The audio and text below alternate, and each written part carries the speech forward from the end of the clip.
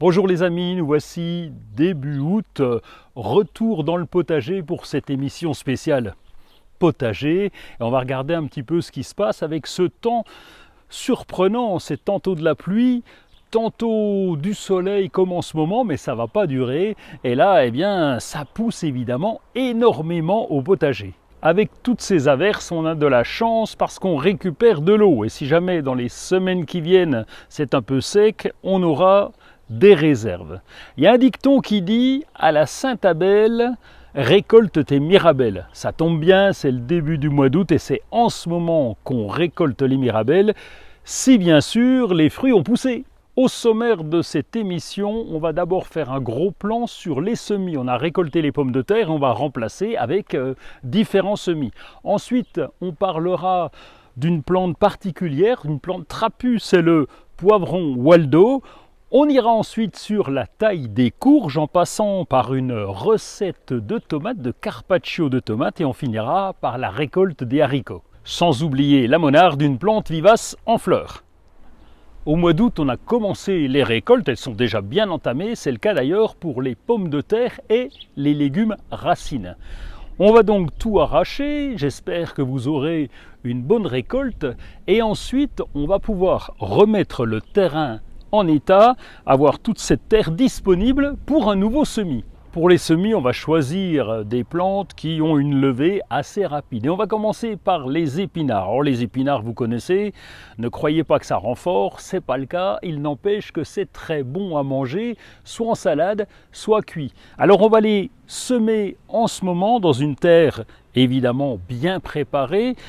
Leurs semis vont commencer à pousser et la plante va se développer. On pourra les récolter soit lorsqu'ils seront très jeunes pour les rajouter à des salades, soit on pourra les laisser puisqu'il est capable, en tout cas l'épinard d'hiver, de se développer une partie de la saison. Et si l'arrière-saison est belle et qu'on n'a pas trop de gelée, eh bien on va pouvoir les voir se développer très correctement. Autre légume qu'on va pouvoir semer, ce sont les carottes, un légume racine. Il faut 2 à 3 mois pour la récolte depuis la période du semis. Ça veut dire qu'on est au mois d'août, septembre, octobre. Si la saison est belle, on peut récolter de belles petites carottes. Alors les carottes se sèment plutôt dans un terrain sableux. Si jamais le sol est trop compact, aérez-le bien et puis vous pouvez même rajouter un peu de sable. Un classique aussi de ces semis tardifs, ce sont les salades, les feuilles de chêne ou même la cressonnette marocaine qui pousse relativement rapidement. En une quinzaine de jours, vous avez déjà des petites feuilles. On va donc pouvoir les semer et puis, petit truc, laisser pousser comme les cressonnettes marocaines, laissez-les pousser jusqu'à la floraison, jusqu'à la graine. Comme ça, vous pourrez les récupérer et recommencer l'an prochain.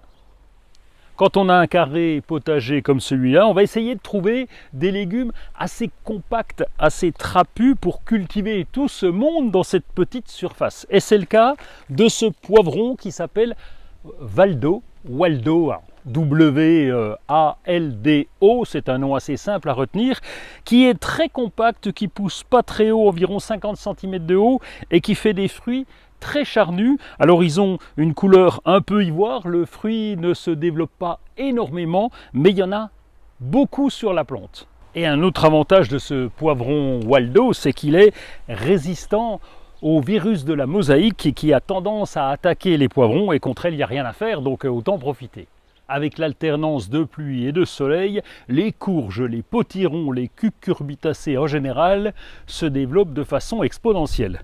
Alors, pour limiter leur croissance, eh bien, on va compter à peu près 2 fruits par pouce, puisque un plant de courge ou de potiron ne peut donner au maximum que 6 fruits par pied.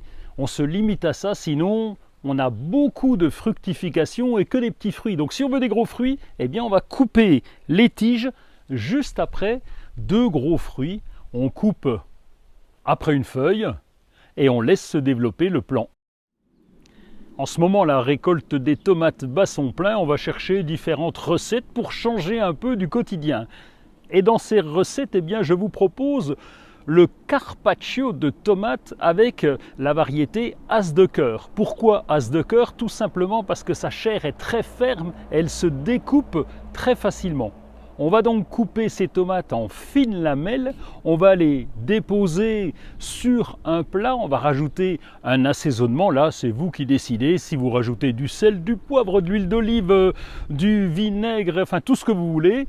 On peut même rajouter également comme un carpaccio des pétales de parmesan et des capres pour faire plus vrai. C'est à consommer en entrée. C'est très frais. Pour que ça soit encore plus frais, eh bien vous pouvez récolter les tomates juste avant le repas et puis rajouter quelques feuilles de basilic, c'est sympa aussi. Monarda didima, c'est la monarde et c'est une plante qui, comme vous pouvez le constater, est mellifère. Elle attire les insectes pollinisateurs.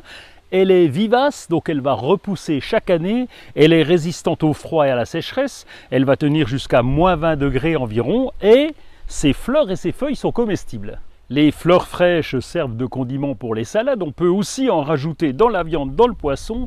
Et avec ces feuilles, eh bien, on va faire des infusions. Elle fait partie de la famille des Lamiacées, comme les menthes ou le basilic. Et sa culture est simple. Vous avez juste à couper les tiges lorsqu'elles seront sèches en automne ou au printemps prochain. Nous sommes en pleine période de récolte des haricots. Alors c'est pas très compliqué, on les récolte quand ils ont 10 à 12 cm de longueur, ça dépend des variétés évidemment, parce qu'on peut avoir des haricots tout verts et des haricots beurre qui sont tout jaunes, on voit bien la différence. En tout cas la récolte est identique, on va récolter à peu près pendant 3 semaines et on y vient tous les 4 jours parce que ça repousse. Lorsqu'on va arracher les haricots, on va plutôt couper avec un ciseau ou un sécateur, tout simplement pour ne pas abîmer les bouquets de fleurs. Les bouquets de fleurs sont importants, c'est eux qui vont redonner des haricots par la suite. Donc si on arrache, on risque d'abîmer les fleurs, ça serait dommage. Respectez bien la bonne longueur, parce que si vous attendez trop, vos haricots vont faire des fils et c'est pas très bon à manger.